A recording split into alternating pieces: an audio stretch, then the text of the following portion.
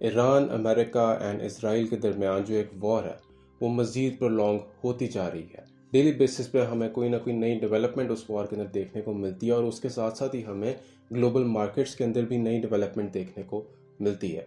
Global markets में बहुत बुरा इफेक्ट आ रहा है इस वॉर की वजह से। क्रिप्टो मार्केट्स जो हैं वो ड्रेस्टिकली जो है वो गिर रही हैं, स्टॉक मार्केट्स गिर रही हैं, ऑयल प्राइसेस जो हैं वो बहुत ज़्यादा ऊपर जा रही हैं और साथ ही साथ इन्फ्लेशन बहुत ज़्यादा ऊपर जा रही है। ये सारी चीज़ें जो हैं वो आज की वीडियो में हम समझेंगे। तो सबसे पहली चीज़ मैं डिस्कस करता हूँ, ऑयल प्राइसेस जो है वो ड्रास्टिकली बहुत ज़्यादा ऊपर जा रही है और उसकी क्या रीज़न है।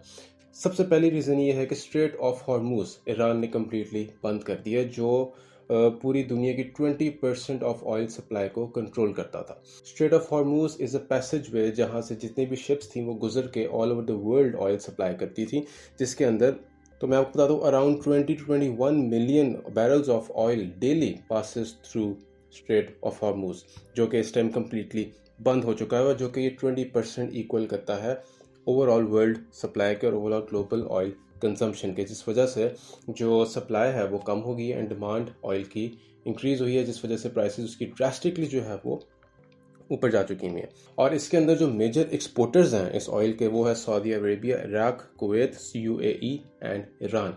ठीक है, और जब इनकी सप्लाई बंद होगी तो डेफिनेटली पूरी दुनिया में ऑयल प्राइसेस ऊपर जाएंगी ही जाएंगी, because these are the major exporters और ये भी इस टाइम सबसे ज़्यादा अफेक्ट हो रहे हैं स्ट्रेट ऑफ हॉर्मूज की वजह से।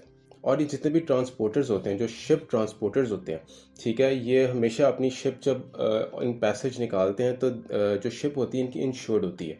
इन दैट केस ईरान ने ये स्टेटमेंट निकाली थी कि कोई भी शिप अगर उस पैसेज वे से गुजरे और उस शिप का नुकसान हो तो we will not be responsible. And same on the other hand जो इंश्योरेंस कंपनीज थी वो भी ये क्लेम करने को तैयार नहीं थी कि स्ट्रेट ऑफ हॉर्मूज से गुजरते वक्त अगर कोई भी शिप डैमेज होती है तो इंश्योरेंस उसका क्लेम नहीं लेगी, जिस वजह से जितनी भी तमाम ट्रांसपोर्ट कंपनीज हैं उन्होंने अपनी शिप्स यूज़ करना बंद करनी थी, just because of the risk कि अगर एक शिप डैमेज हो जाए तो उसका एक्सपेंस बहुत बड़ा होता है जो कि इंश्योरेंस कंपनीज पे करती हैं। बट अगर इंश्योरेंस कंपनीज ही एक चीज़ की रिस्पॉन्सिबिलिटी लेने को तैयार नहीं है तो डेफिनेटली कोई भी उस शिप को उस पैसेज वे से नहीं गुजारेगा। तो ये बात होगी ऑयल की। अच्छा, अब हम आते हैं स्टॉक मार्केट्स पे। अमेरिकन स्टॉक मार्केट्स बहुत बुरी तरीके से अफेक्ट हो रही हैं। इवन कि पाकिस्तान की लोकल स्टॉक मार्केट जो है, पाकिस्तान स्टॉक एक्सचेंज भी जो है वो बहुत बुरे तरीके से अफेक्ट हो रही है। और उसके साथ साथ चाइना, जापान, अमेरिका, जितनी भी स्टॉक एक्सचेंजेस हैं बहुत बुरे तरीके से अफेक्ट हो रही हैं, बिकॉज ग्लोबल मार्केट्स पे एक बहुत बड़ा क्राइसिस आया है। ठीक है, जिस तरह ही कोई वॉर सिचुएशन होती है, हमेशा जितने भी आपके रिस्की एसेट्स होते हैं, जैसे स्टॉक एक्सचेंज हो गया, जैसे क्रिप्टो हो गया, वो हमेशा सफ़र करती हैं। और जो सबसे बेहतरीन, जो सबसे सेफेस्ट एसेट है दैट इज़ गोल्ड, वो हमेशा स्काई रॉकेट कर जाता है। ठीक है, और ये अभी इस सिचुएशन में जो ग्लोबल मार्केट पे इम्पैक्ट आएगा वो खाली इस हद तक नहीं है कि ऑयल की प्राइसेस ऊपर चली गई हैं या स्टॉक मार्केट्स क्रैश कर गई हैं। ये सबसे बड़ा इफेक्ट इस पे आएगा कि ओवरऑल इन्फ्लेशन बहुत ज़्यादा बढ़ जाएगी। अगर फ्यूल कॉस्ट बढ़ेगी, ऑयल प्राइस बढ़ेगी तो फ्यूल कॉस्ट बढ़ेगी। अगर फ्यूल कॉस्ट बढ़ेगी तो ट्रांसपोर्टेशन कंपनीज की कॉस्ट बढ़ जाएगी, ट्रांसपोर्टेशन में इशू आएगा, एक्सपेंसिव ट्रांसपोर्टेशन हो जाएगी। अगर एक्सपेंसिव ट्रांसपोर्टेशन होगी तो डेफिनेटली हायर फूड प्राइसेस भी होंगी। ठीक है, ईच एंड एवरीथिंग जो आपकी डेली यूजेज के आइटम्स हैं वो भी एक्सपेंसिव होगी। तो जब डेली आपकी यूजेज के आइटम्स इतनी वॉलेटाइल हो रही हैं तो हाउ डू यू एक्सपेक्ट कि जो आपकी इन्वेस्टिंग मार्केट्स हैं वो वॉलेटाइल ना हो।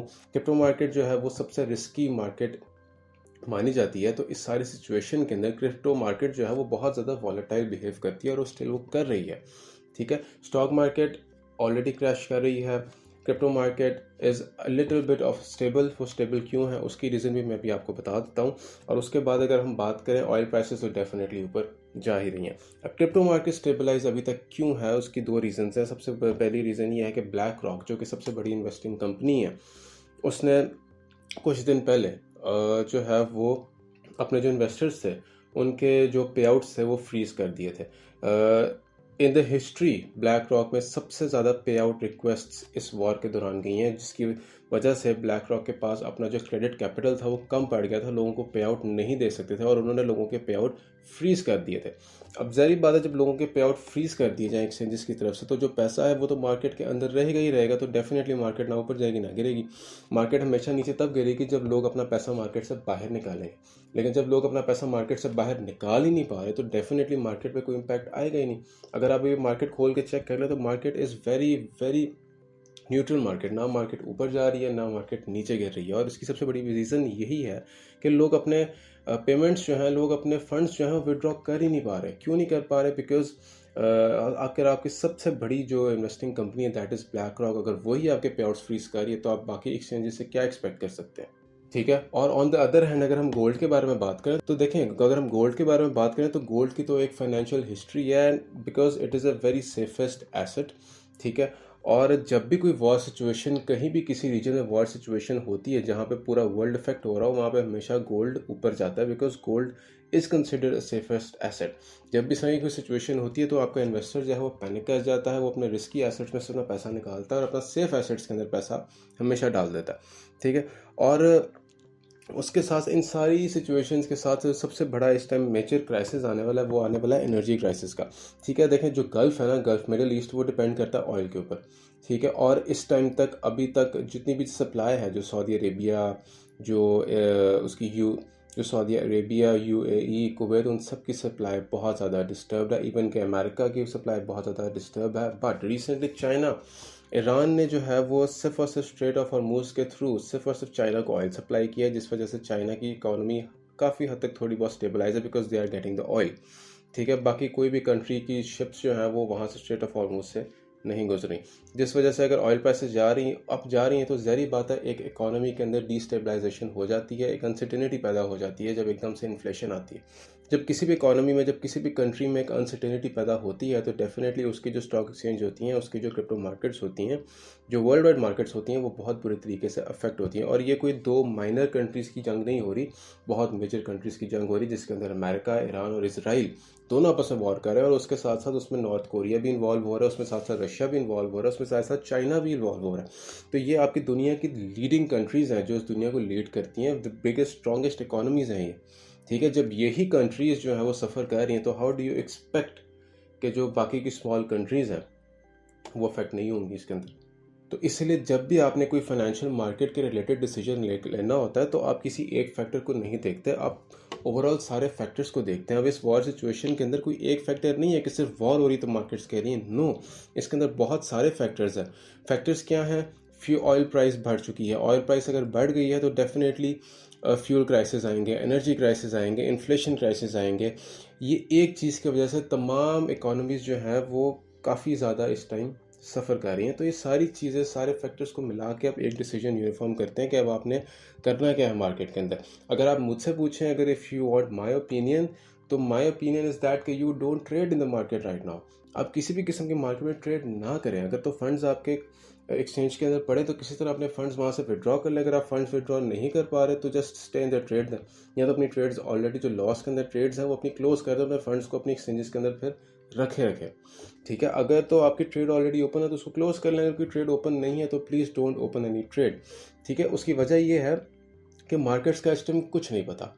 देखें, डेली कोई ना कोई नई न्यूज़ आती है कि Iran has fired this much missiles and America has fired this much missiles.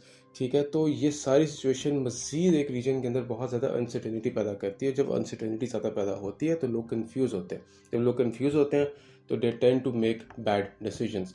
तो इसीलिए आप लोगों कन्फ्यूज़ मत हों। जब जैसे अगर आपको लगे कि अगर आप कन्फ्यूज़ हो रहे हैं, डोंट टेक एनी डिसीजन। हमेशा किसी भी किस्म के कन्फ्यूजन में लिया हुआ डिसीजन आपको हमेशा बाद में बहुत बड़ा रिग्रेट देता है। ठीक है। तो better to stay outside of the market, ठीक है, rather to be liquidated. So इसलिए अभी मार्केट्स को टोटली अवॉइड करें।